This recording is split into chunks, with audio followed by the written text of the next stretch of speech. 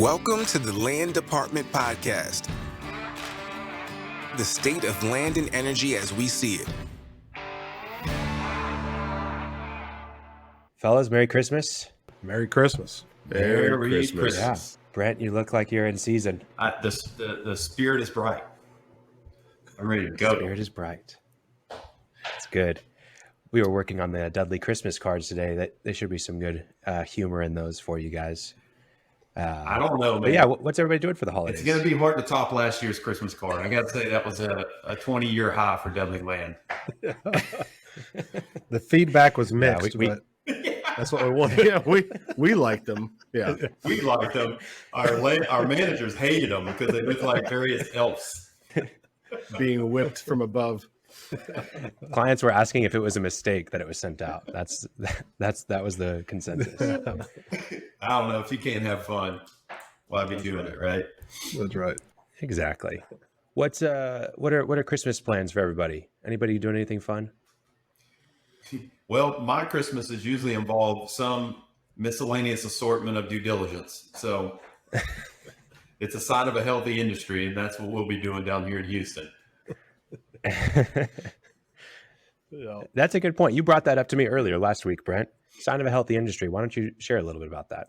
I don't know. I mean, looking back over the years on, the downturns that we've had, 2015, 16, 2019, every year that we haven't had a big, heavy due diligence workload in November, December, within months, prices have collapsed. And we go into these, kind of downturns that take a year to come out. And I don't know if it means anything or it's purely coincidence, but it has happened 2 or 3 times in my career with Dudley. I don't think we're going to crash because we got plenty of due diligence going on. Mark my words. Write it down. Yeah. What else we have going on for Christmas, guys? Just time with family. I'm going to try to take some time. Me and my family, we're going to go down to the Gaylord, Texas, and Dallas for 3 days right before Christmas. Spend some time there, and then got some family coming up to OKC, so should be a good time. There's no due diligence going on in Oklahoma, so I don't have to worry about that. Shout out to anybody who needs some. That's right. I will cancel my trip. Family will understand. That's right. Mm-hmm. It's also Christmas party season, for all of our offices and everything. We do that. We've got Christmas dinners with employees, and there's a lot of cookies going to be delivered, and a lot of people, we're going to try to go to offices and see our clients and give them a little something and catch up. And, I think it's fun and important, and so we'll be doing that down here with our offices. I know Brandon and Steve as well with their people. Yeah. I got a Christmas party after this tonight that I'm going to, and then got another one Friday. Had one on Monday. Got another one Sunday. Got another one the next Monday. It's that time of year. So Brandon, you're not working, is what you're Oh, telling those us. are all at night. No, I'm not seeing my family. That's what it is. And they're happy. Yeah, they're ecstatic. They don't like me anyway. No, okay. They just have to tolerate us generally. Yeah.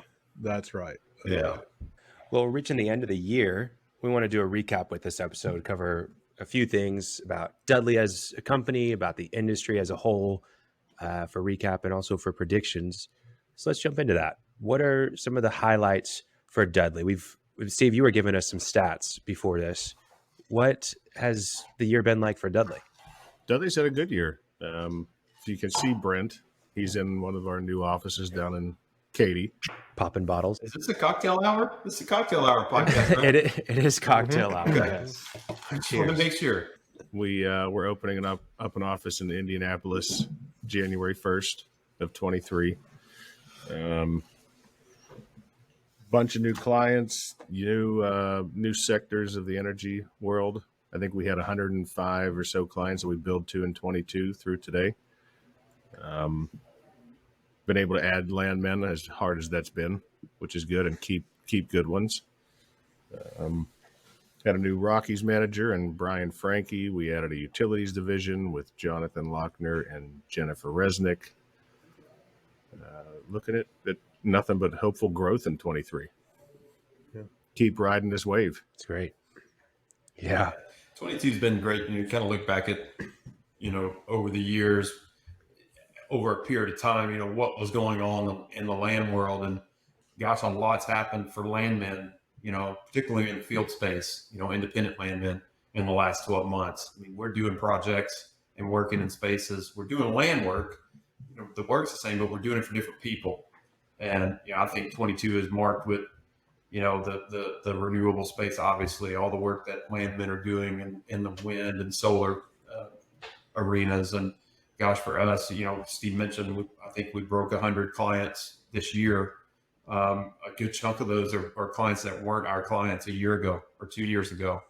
And that's great. And that's a testament to, all our managers and what they do and what we've tried to do with our business, and what other landmen have done is to promote the land profession and what landmen can do and who they can help. And we really started to see more acceptance of landmen and understanding of how landmen can contribute to the various energy spaces and industries, the wind, the solar, even the title companies, battery storage projects, EV charging, all the CCS stuff that's been huge for a lot of landmen along the Gulf Coast and upper Midwest in particular.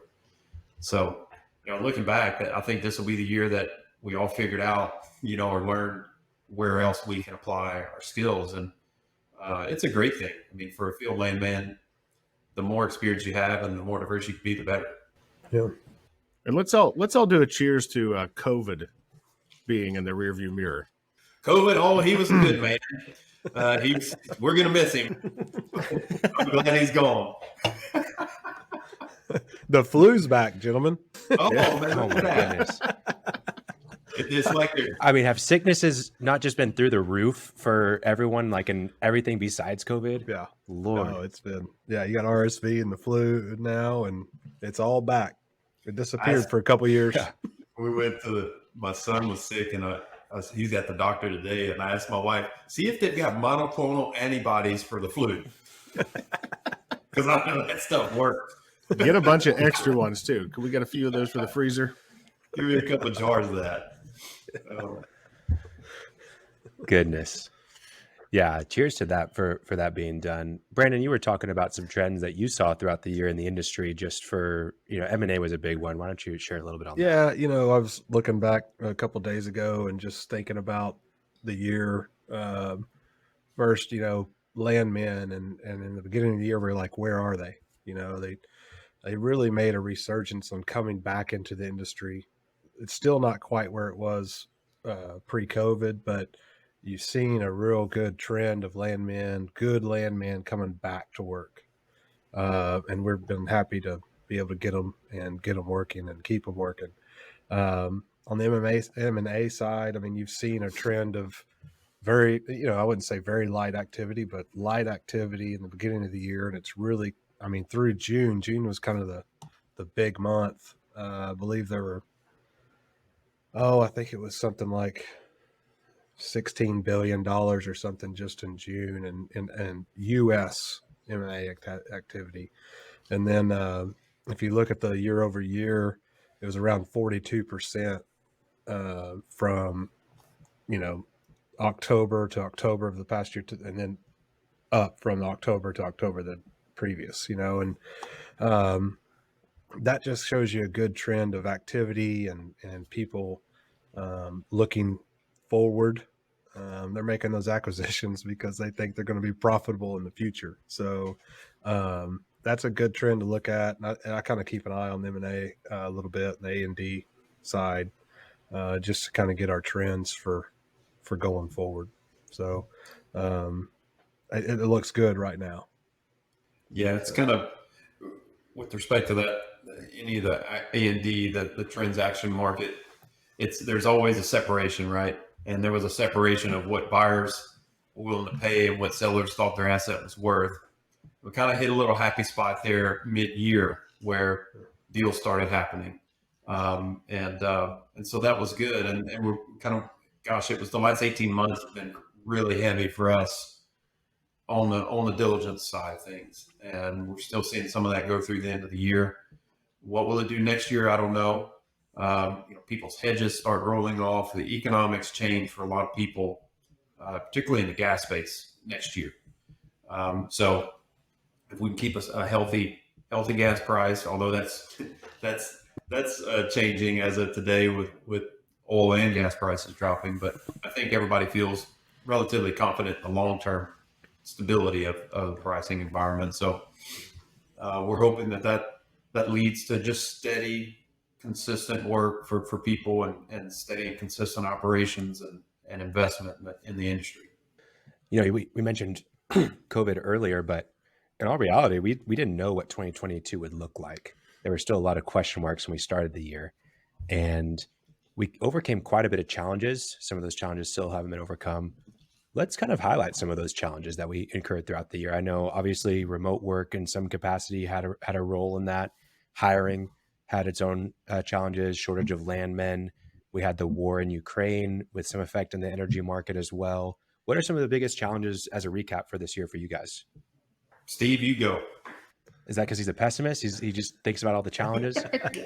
I would say definitely the labor force has been a large issue, especially up in my area of the world. But back to the point of new opportunities for landmen, these folks, are marketing themselves a little differently now. So they see opportunities in different markets, different areas of the energy sector where they can go and make more money. So to be able to maintain good folks, we need better, more ammunition, if you will. So finding and training and maintaining, I think the workforce has been our biggest stress point. Yeah, I think that's a great point. The pay on the utilities and renewables side, those guys, they're the pay for land agents and what they're willing to do for good land agents is so much greater than what the oil and gas industry is doing right now. And I think you're going to see a trend of that maybe not hit today, but 6 months from now, 8 months from now, it's going to get tough on oil and gas projects because the green space is, they're going hard. They're rowing that boat fast, and they're willing to get it done today and get with good land agents. So the trend's headed that way. Yeah, day rates are always, and we're talking about day rates, right? I mean, that's a big part of decisions we need to make and things that we need to stay on top of. And we've got a good feel for it because we're always hiring people and trying to retain people and stuff. And it's more a thing that you see when you look at the broader land space.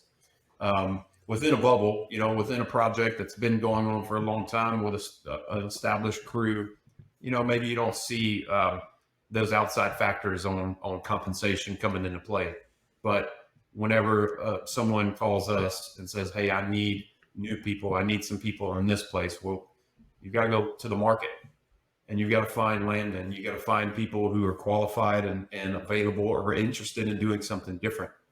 And that's when you start to see those forces where it's like, gosh, I'm having to get this person, I've got to pay $50 more or $75 more than I had to a year ago for that same experience. And so that's the biggest thing. It's always the balance. It's a supply and demand thing. It's in its simplest form.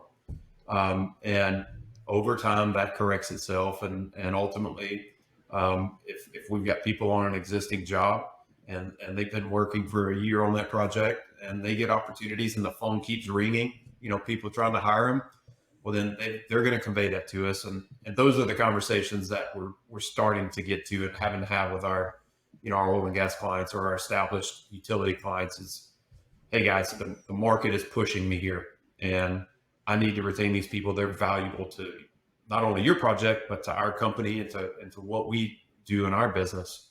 So we need to have an honest conversation about, rates. I need to be able to pay this person. That cost has to be passed on.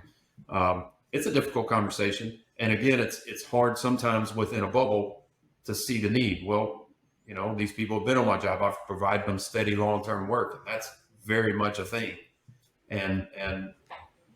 But it's when you're talking about the outside world and the land space in general and the demand for landmen, you got to push that in and really try to articulate what we're seeing in the market.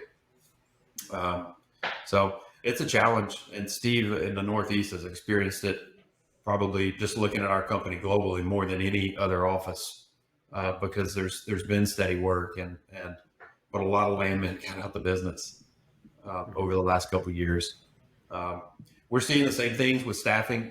Like Brandon mentioned, people are coming back, which is great, especially down here. We're starting to see it. I'm hiring a landman now. She reached out to me. She's got 15 years of land experience, but she's been doing real estate for 4 years.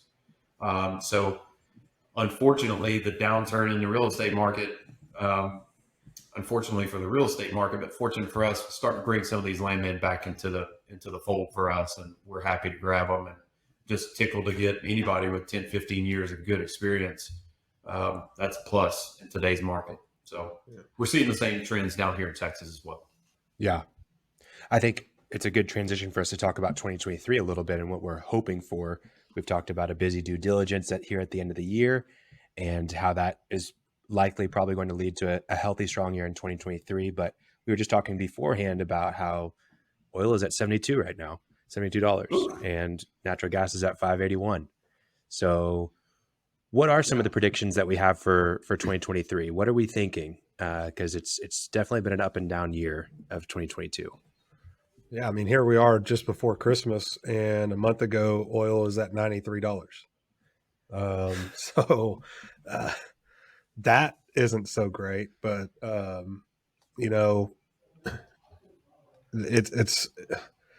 it's hard to tell what's going in the market sometimes. It's hard to tell what's going on overseas. It's hard to tell, why. There's so many factors that affect oil and gas prices.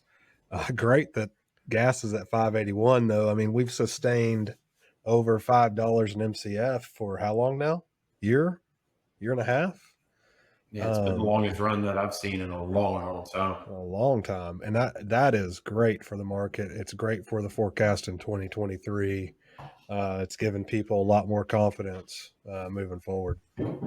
Yeah, it's good for landmen. We've always said a good, healthy natural gas price is great for the land community. I mean, it just opens up so much, provides so much opportunity for landmen and parts of the world that maybe weren't able to stay busy, in a depressed gas market. In 2022, we were seeing probably 1 to 2 new contacts, new potential clients coming through the door on a weekly basis. I don't think 23 is going to be much different than that. I see us doing a much larger outreach to those groups, especially now that we have the utility division and they're kind of intertwined together. I see the consolidation of these groups probably 24, 25 later down the road. So I think the more exposure we can get to the mass of companies, the better, as they do that consolidation later on down the road and know and have worked with Dudley Land Company.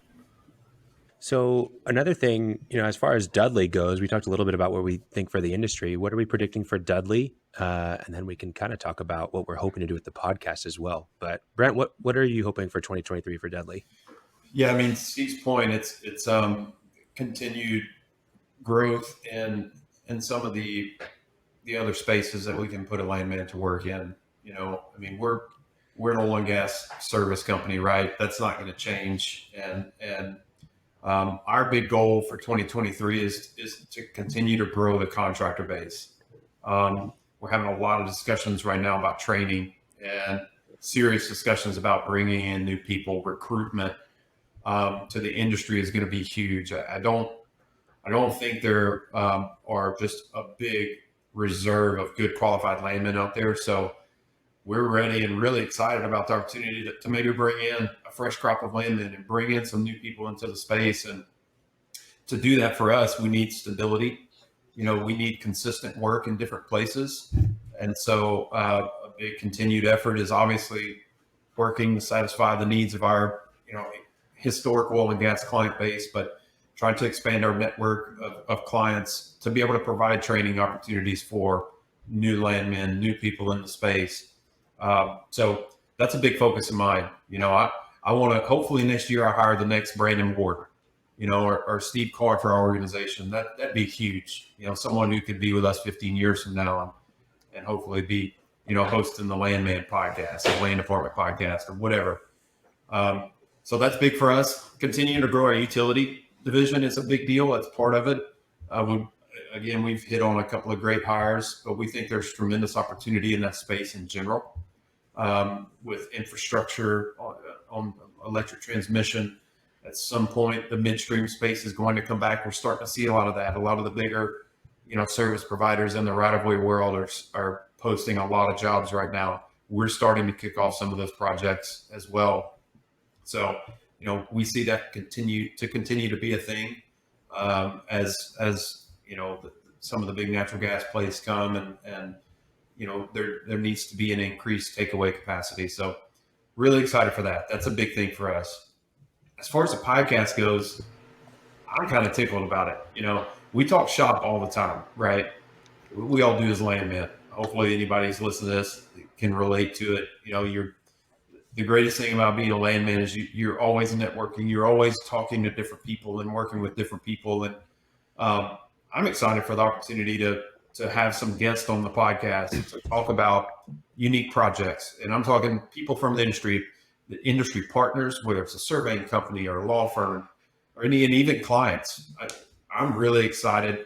We've got 18, 20 years of experience here on this podcast, and clients that we work for and projects that we've done in the past that we can talk to our clients and just talk about a job we did, talk about a type of project, talk about something unique that their company is doing, and really learn and try to really get to the core of the thinking behind certain jobs and what worked and what didn't on a given project, and maybe try to look back to some of the jobs we've done and really talk about them. And hopefully that'll contribute to the community, with maybe learning from some of the successes and failures that we've all had and been exposed to in different types of projects. So that's what I'm tickled about. I really think it'd be a good addition to the podcast, and I'm really looking forward to it. What was it, Khalil? We had 30 or 40 names on the list.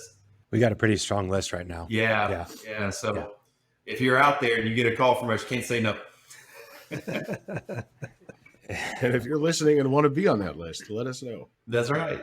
Come on. Love to have you. Or if there's a topic, if you got a topic that you want us to cover, like how to keep your head nice and shaved, Brent will cover. Me and Brent can go all day on that. Today's resident expert. Yeah, exactly. Hey man, maybe we can start getting some sponsorship dollars in to pay for my razor bill. Yeah. I don't know. And we'll take a break for Southern Tier spiked cocktails. Sponsor report on it. I can't wait for Dollar Shave Club to call you up. Hey, I'll take every penny, Hoss. Steve, I've never seen someone drink a transfusion when they're not on a golf course. So this is like new territory for me. Literally, it is Really? It is a breakfast in a can. It's fantastic. Oh God, It breakfast. has juice. It's He a drops great. it, well, Steve drops an airborne in there. He'll just drop a little airborne in there. That's all. And so he's getting all his vitamins and having a good time. Don't make fun. I have a buddy. I'm sure he's not listening, but if he is, you'll know who this is. There's a good chance he's not listening. He drinks Pedialyte and vodka in the morning, thinking that it will help both sides. I'm like, no. No, it's not how it works, unfortunately. Probably not. No. Man, well, I think there's a lot to be looking forward to in 23. It's going to be a great year, and we'll have great Christmas parties at all the offices with all the clients. Any wishes that we want to send out to clients as they wrap up the year? Better get that budget right. No, I mean it's gosh, we're a community, right, of landmen, and it's been nice to have some stability this year and have some optimism. And so, you kind of think about being thankful for some stability and we can all appreciate that in the land community. So that's the greatest thing this time of the year is to we're doing Christmas cards, we're looking at lists, we're reflecting back on who are our clients, who supported our company, and all brokerages are doing the same, and clients are doing the same. It's a great time to reflect. That's the coolest thing about the holidays. Yeah. So it's really been nice to have some stability and see people not so stressed through these times. I can remember years and years and years where like we'd have our Christmas party and all our contracts would start with the Last Supper because they were just like, okay, Dudley's here. We're having a Christmas party. They got barbecue this time. We're all firing. Who's getting let go tomorrow? Well, or those years that you're not invited to any Christmas parties because nobody's having them. Yeah. This has been a pretty good year. You can judge a lot off of what you're being invited to sometimes. So Yeah. good year.